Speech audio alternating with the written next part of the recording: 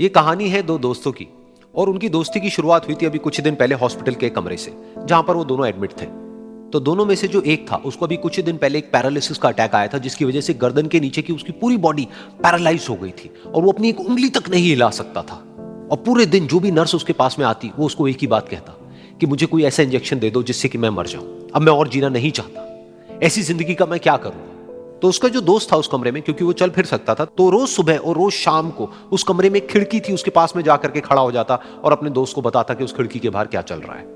बिल्कुल नीला आसमान है, सफेद बादल है, हल्की हल्की हवा चल रही है और कुछ पंछी उड़ रहे हैं। एक बहुत ही सुंदर बीच है जहां पर कुछ बच्चे मिट्टी के घरौंदे बना रहे हैं। कुछ लोग हैं जो वहां पर बैठे हुए बस समुद्र की लहरों को देख रहे हैं। कुछ लोग जॉगिंग कर रहे हैं, कोई एक्सरसाइज कर रहा है, कोई पतंग उड़ा रहा है।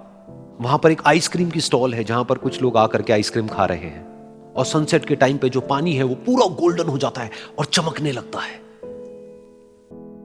तो शुरू में तो जब उसने वो सब बताना शुरू किया तो उसके दोस्त के ऊपर ज्यादा असर नहीं हुआ, लेकिन धीरे धीरे उसके अंदर जीने की चाह जागने लगी। अब वो सुबह का इंतजार करने लगा कि जल्दी से सुबह हो और मेरा दोस्त मुझे बताए कि आज यहां पर क्या हो रहा है। कुछ दिन तक ऐसे ही चलता रहा। फिर एक दिन जब वो सुबह उठा तो उसने देखा कि सामने वाला बेड खाली है। फिर उसने नर्स को बुलाया और उससे पूछा कि क्या वो डिस्चार्ज हो गया है। तो नर्स ने कहा कि आपको तो उन्होंने बताया होगा, उनके पास कुछ ही दिन बाकी थे और कल रात को ही उनकी डेथ हो गई है। ये सुन करके उसके अंदर की उम्मीद पूरी तरह से टूट गई, क्योंकि सिर्फ उसका दोस्त ही था जिसने उसको बाहर की दुनिया से जोड़ा हुआ था, जिसकी वजह से वो जान पाता था कि बाहर क्या हो रहा है और ये दुनिया कितनी खूबसूरत है। तो कुछ दिन तक तो वो रोता रहा और उसने जीने की चाह छोड़ दी। लेकिन दूसरी ही तरफ से उसके अंदर कहीं ना कहीं एक नई चाह पैदा हुई कि काश मरने से पहले एक बार मैं खुद अपनी आंखों से देखूं इस खिड़की के बाहर कि दुनिया कैसी है। जैसे जैसे उसकी ये चाह बढ़ने लगी, उसको अपने अंदर एक अजीब सी एनर्जी महसूस होने लगी। और फिर एक दिन उसने अपनी पूरी ताकत लगा दी और किसी तरीके से वो बेड से नीचे गिरा और पकड़ पकड़ करके किसी तरह से उस खिड़की तक पहुंचा। फिर उस खिड़की को पकड़ करके वो खड़ा हुआ और खिड़की के बाहर देख लिया। लेकिन खिड़की के बाहर देखते ही वो गुस्से से भर गया।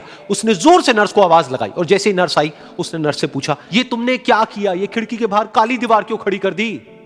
तो नर्स को समझ नहीं आया वो क्या बोल रहा है और वो बोली कि मुझे 5 साल हो गए हैं यहां पर, जब से मैं आई हूं तब से तो ये काली दीवार यहां पर है। तब जाकर के उसको समझ आया कि उसका वो दोस्त उससे झूठ बोल रहा था। और उसने नर्स से पूछा, अगर ये काली दीवार पिछले 5 साल से यहां पर है तो मेरे दोस्त ने मुझसे झूठ क्यों कहा।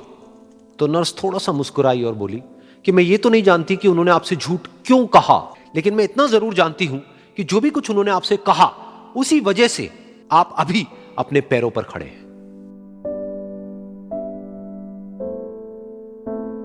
तो इस कहानी से हमको यह सीखने को मिलता है कि जो हमारे शब्द हैं, जो हमारे वर्ड्स हैं, जो हम अपने मुंह से बाहर निकालते हैं, उसमें इतनी पावर है जिसकी कोई हद नहीं है। वो किसी आदमी को गिरा भी सकते हैं और उसको उठा भी सकते हैं।